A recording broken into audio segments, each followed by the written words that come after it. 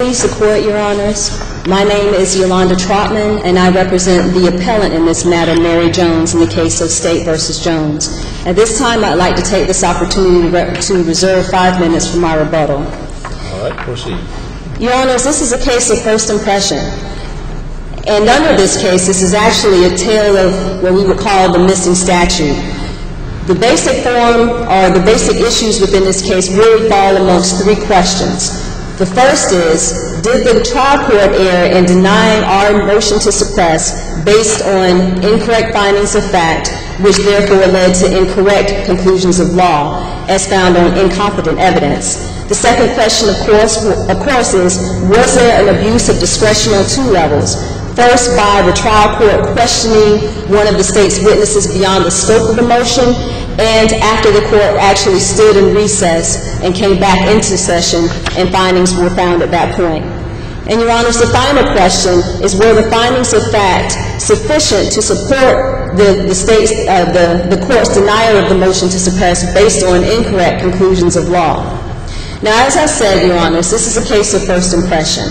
And this particular issue, our motion to suppress, was based on the traffic stop of Miss Mary Jones, which happened on September 10, 2005. Now, the issue with this matter started when Miss Jones actually left her home, driving a moped, heading on Cannon Boulevard, going towards the drugstore. The officer in this case, an Officer Barnhart, observed her approaching the intersection, the very busy intersection of Cannon Boulevard and Kannapolis, in the right turn lane. As it would appear that he was behind her, she made a right turn, a legal right turn, and proceeded north on her lane of travel up Cannon Boulevard. What makes this a first impression? Well, Your Honor, this is a case of first impression for a couple of reasons. First of all, she was actually charged with habitual DWI. And our issue is a 2-pronged issue of both reasonable suspicion and probable cause, as it was outlined in my motion. And it's a case of first impression because there is no case law at all that deals specifically with the reasonable suspicion and or probable cause, if you look at our analysis in analogous to Ivy, in terms of what is required for that in this particular case when you're involving a motor scooter or some other vehicle outside of a car. And in this case, it is our contention that either under either a reasonable suspicion analysis or what we would contend is more probable cause analysis, which I'll get to shortly in State v. Ivy, the traffic stop itself of Officer Barnhart lacked the reasonable suspicion as well as the probable cause that's necessary in order to effectuate a legal traffic stop, and that as a result of that unconstitutional traffic stop in violation of a Fourth Amendment right, she was then later seized, and of course evidence was obtained. Are you saying that there's a general distinction between the type of vehicle that stopped and the way in which the legal analysis is determined, or is it just in this case, because of the facts of this case, that there should or is a distinction? I think it's in this case because the facts in this case are very unique. In this case, the facts were, as she made her turn onto Cannon Boulevard and proceeded, the officer was directly behind her.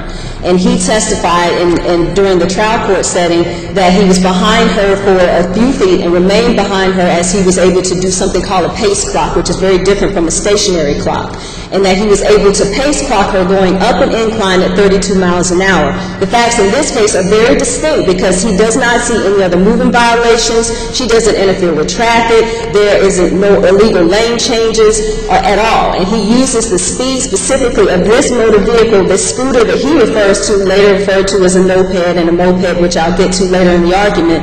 But specifically, he uses the speed of this particular motor vehicle to trigger a statutory requirement of registration of this vehicle as a motorcycle. So it's our contention, and it's a case of first impression because, quite frankly, that statute doesn't exist. It's a tale of a missing statute.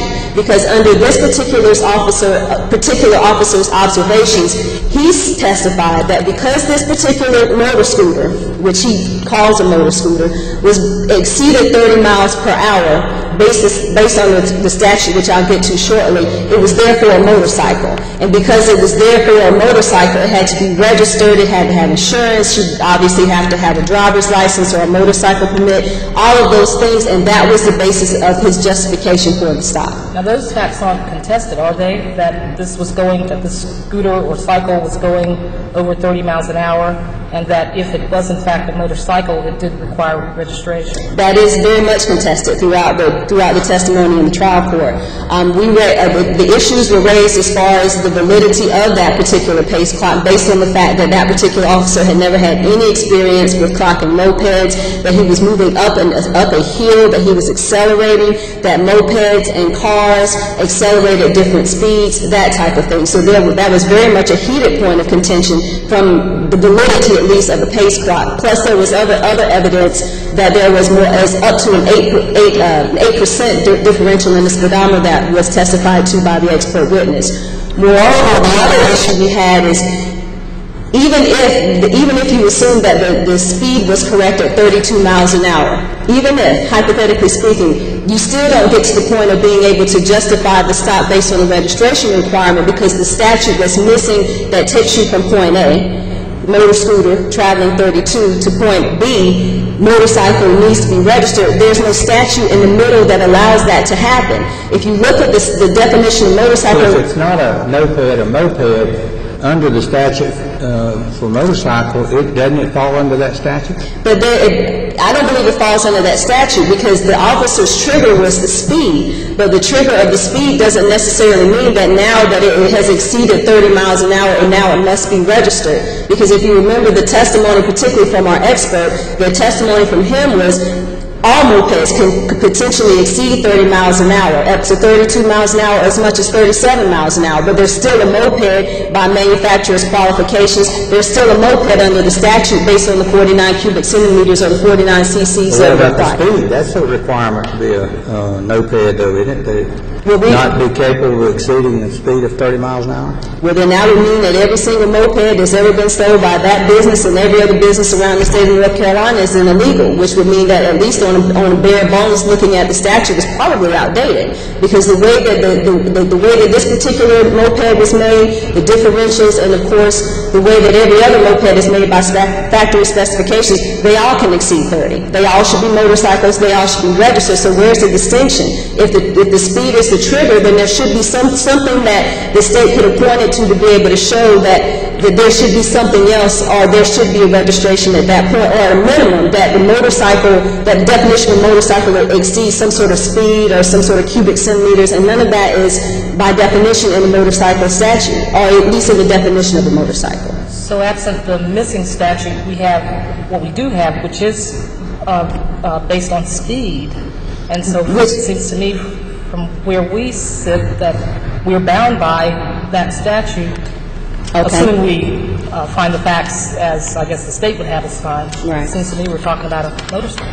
Which I think would be a critical issue if she was actually breaking the speed limit. I mean, the speed limit in that area was 45 miles an hour. There were no other moving violations, and if the speed is the trigger, then and the court specifically asked for that statute. If you recall during the state's argument, he wanted to see the statute for moped, which the prosecutor did provide. He wanted to see what the definition of motorcycle was, if I recall, which of course it did provide. And the court specifically asked for the statute that shows where the registration requirement is necessary at the point that you're talking about a speed in excess of 30 miles an hour. The state could not provide it then. The state cannot provide it now because it doesn't exist. The problem with the case is that you're making a logical leap forward without having a statutory basis in order to do that. And that is our position as far as not only the reasonable suspicion part, but as well as a probable cause. Now, of course, my original motion had language that dealt with reasonable suspicion and probable cause, and of course, Your Honors, I'm sure noted that I spent quite a bit of time dealing with State versus Ivey and the probable cause standard.